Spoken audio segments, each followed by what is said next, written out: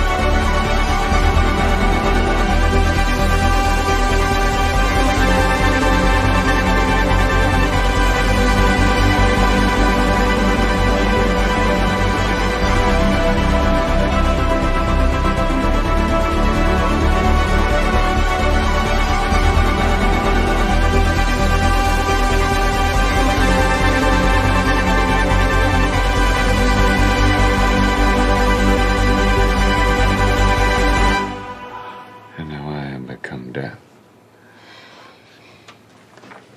the destroyer of worlds.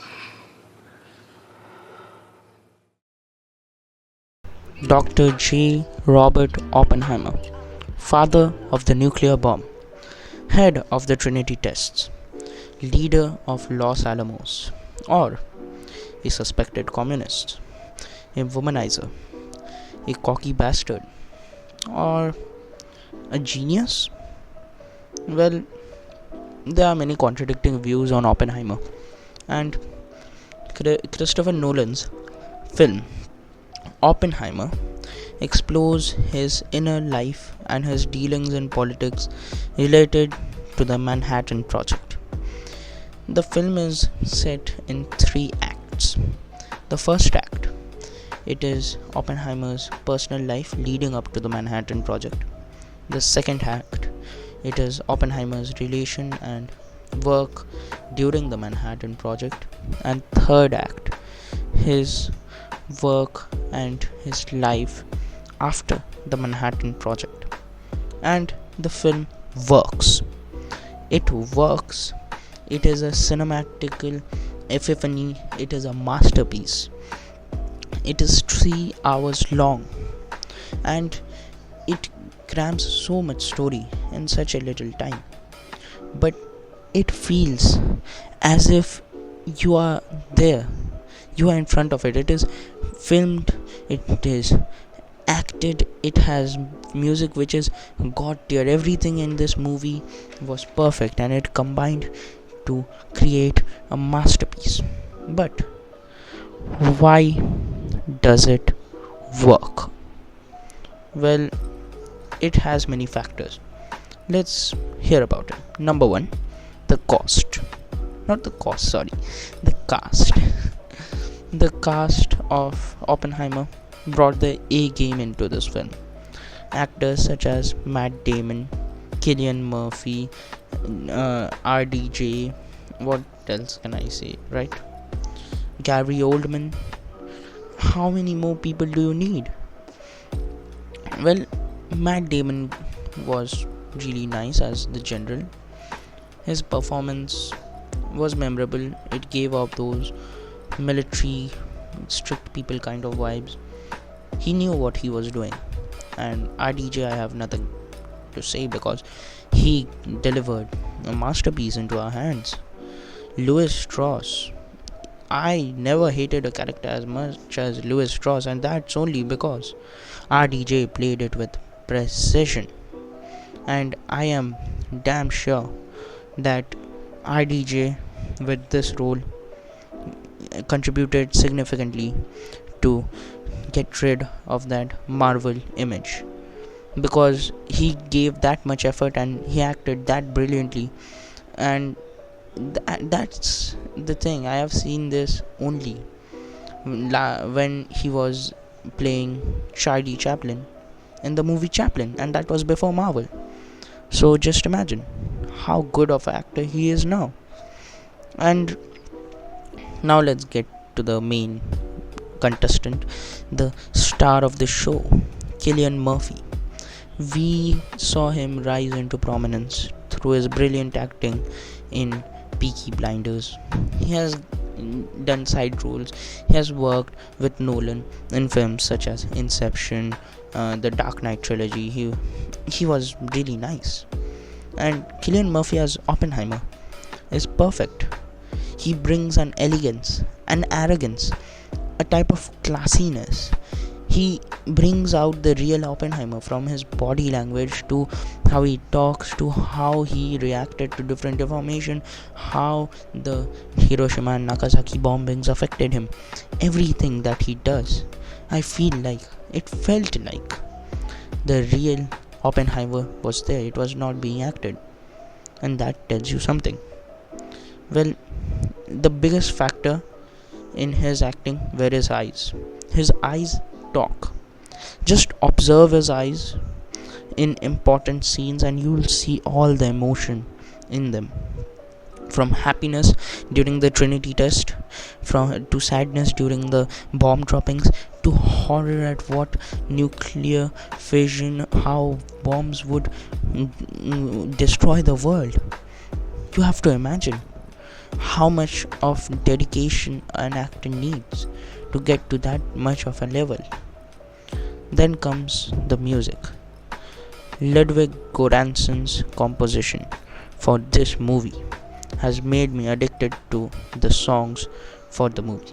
The music of this and Whiplash are the best movie scores that I've ever heard in my life. They bring out what the characters are feeling. They give a new life to the movie.